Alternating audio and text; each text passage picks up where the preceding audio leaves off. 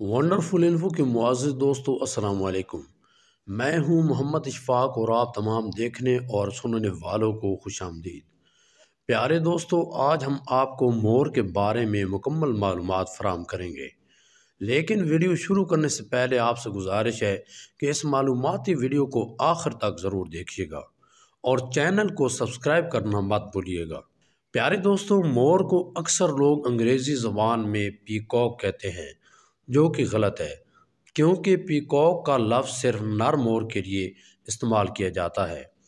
مادہ کو پی ہن کہتے ہیں، جبکہ دونوں کو اکٹھا پی فول کہتے ہیں۔ نر اور مادہ دونوں کے سر پر تاج ہوتا ہے۔ نر کے پر اور دم بہت خوبصورت ہوتے ہیں، جبکہ مادہ کی رنگت نر کے مقابلے میں کافی بھیگی ہوتی ہے۔ بالغ نروں کی جسامت دم کو ملا کر 2 میٹر تک ہو سکتی ہے۔ نر مور کا سر، گردن اور سینہ نیلے رنگ کا ہوتا ہے، جس میں سنہری اور سبز چمک پیدا ہوتی ہے۔ نر کی دم ناچتے ہوئے پنکھے جیسی ہو جاتی ہے۔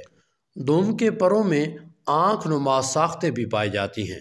حالانکہ نروں کی دم کافی لمبی ہوتی ہے، لیکن پھر بھی یہ درختوں کے جھنڈ کے درمیان آرام اور خاموشی سے اڑ سکتے ہیں۔ نر مور کا ناچ بہت مشہور ہے۔ بریڈنگ کے موسم میں نر ماداؤں کو لبھانے کے لیے خاص قسم کا ڈانس کرتے ہیں۔ بریڈنگ کے موسم میں ایک نر مور کے ساتھ 3 سے 5 مادہ مور ہمہ وقت موجود ہوتی ہیں، جسے ان کا حرم کہا جاتا ہے، لیکن بریڈنگ کے بعد یہ الگ الگ ہو جاتے ہیں۔ مادہ موروں کی دم چھوٹی ہوتی ہے اور وہ زیادہ چمکدار نہیں ہوتی۔ پیارے دوستوں، پالتو موروں میں بہت سی میوٹیشنز بھی پائی جاتی ہیں، جو مصنوعی چناؤ یا سلیکٹیو بریڈنگ کا نتیجہ ہیں۔ یہ میوٹیشنز جنگلی موروں میں شاذ و نادر ہی دیکھی جا سکتی ہیں۔ سلیکٹنگ بریڈنگ کی وجہ سے موروں میں آپ کو مختلف دیدہ زیب رنگ دیکھنے کو مل سکتے ہیں۔ ایک میوٹیشن، جسے البینو میوٹیشن کہتے ہیں، کی وجہ سے پیدا ہونے والا مور بالکل سفید رنگ کا ہوتا ہے۔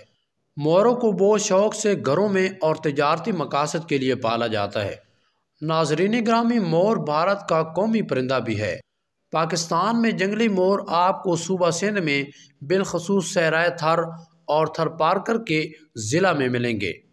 پاکستان سے باہر جنگلی مور بھارت، بنگلہ دیش اور سری لنکا میں بھی پائے جاتے ہیں۔ مور عام طور پر خشک اور مرطوب دونوں قسم کے جنگلات میں پائے جاتے ہیں، لیکن انسانی آبادی کے قریبی علاقوں اور کھیتوں وغیرہ میں بھی دیکھے جا سکتے ہیں۔ شمالی بھارت کے کچھ علاقوں میں انہیں دیوتا مانا جاتا ہے، جس کی وجہ سے یہ بلا خوف گاؤں میں گھومتے رہتے ہیں۔ ناظرین گرامی، سکندر اعظم جب برصغیر آیا تو اسے مور بہت پسند آئے۔ سکندر اعظم نے سب سے پہلے موروں کو یورپ میں متعارف کروایا۔ کچھ لوگوں کا خیال ہے کہ مور یونان کے دارالحکومت ایتھنز میں سکندر اعظم سے بھی پہلے 450 قبل مسیح میں ہی متعارف ہو چکے تھے۔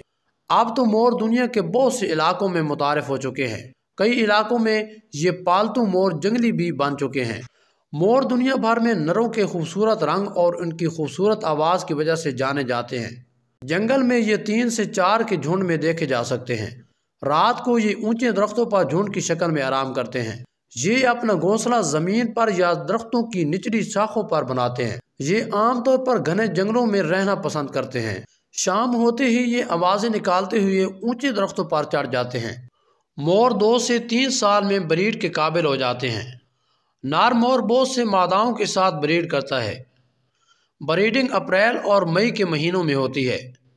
مادائیں 4 سے 8 انڈے دیتی ہیں، جن سے 28 دنوں میں چوزے نکل آتے ہیں۔ چوزے انڈے سے نکلتے ہی چل پھر سکتے ہیں اور اپنی ماں کے ساتھ ساتھ رہتے ہیں۔ عزیز ساتھیوں، مور ایک ہمہ خور پرندہ ہے جو بیج، کیڑے مکوڑے، چھپکلیاں، حشرات اور سانپ وغیرہ کھاتا ہے۔ گزشتہ سالوں میں رانی کھیت کی وجہ سے پاکستان میں موروں کی تعداد میں نمایاں کمی دیکھنے کو ملی ہے۔ اس کے علاوہ پاکستان میں ان کا شکار بھی کیا جاتا ہے۔ کچھ لوگ گھروں میں بھی مور پالتے ہیں۔ گھریلو مور مختلف رنگوں کی میوٹیشنز میں دستیاب ہیں، جن میں ایک قیمتی نسل سفید موروں کی بھی ہے۔ گھر کے اندر مور پالنے کے لیے آپ کو محکمہ جنگلی حیات سے لائسنس لینے کی ضرورت ہوتی ہے۔ اگر لائسنس نہیں لیں گے تو آپ کا مور پالنا غیر قانونی ہوگا۔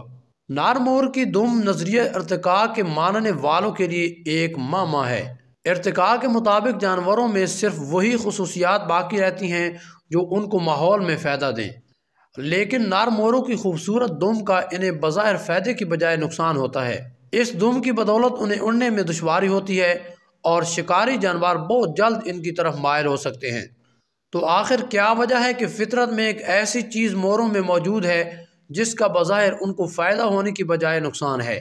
نظریہ ارتقاء کا بانی چارلس ڈارون بھی بہت عرصہ اس پر سوچتا رہا، پھر اس نے فطری چناؤ کے ذریعے ارتقاء سے ہٹ کر ایک نیا نظریہ پیش کیا جسے جنسی چناؤ کا نظریہ کہتے ہیں۔ اس نظریے کے مطابق مادہ موروں کو وہ نر تولید کے لیے پسند آتے ہیں جو سب سے زیادہ خوبصورت ہوتے ہیں، اس وجہ سے خوبصورت نر تولید میں کامیاب جبکہ بدصورت ناکام رہتے ہیں۔ اگلی نسل چونکہ خوبصورت نروں کے بچوں پر مشتمل ہوتی ہے، اس لیے اس کے نر بھی خوبصورت ہوتے ہیں۔ اس طرح نسل در نسل موروں کی دم خوبصورت سے خوبصورت ہوتی جاتی ہے۔ چارلس ڈارون کے بعد اسی طرح کے نظریات فشر اور زہادی نے بھی پیش کیے، لیکن حالیہ سالوں میں جنسی چناؤ کو ثابت کرنے کا تجربہ ناکام ثابت ہوا۔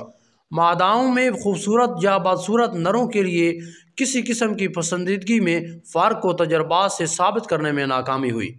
پیارے ناظرین، جنگلی حیات ہمارے ماحول کا حسن اور ملک کا سرمایہ ہیں، اس کا تحفظ ہماری ذمہ داری ہے۔ جی تو پیارے دوستو، یہ تھی آج کی ہماری ویڈیو، اور ہمیشہ کی طرح ہم آج بھی امید کرتے ہیں کہ آج کی ہماری ویڈیو نہ صرف آپ کو پسند آئی ہوگی بلکہ آپ کے علم میں بے پناہ اضافے کا باعث بھی بنی ہوگی، اور اگر ایسا ہے تو کمنٹس باکس میں اپنی رائے کا اظہار ضرور کیجیے گا۔ انشاءاللہ بہت جلد ملتے ہیں اگلی ویڈیو میں، تب تک اپنا اور اپنے پیاروں کا بہت سارا خیال رکھیے گا۔ اللہ نگہبان۔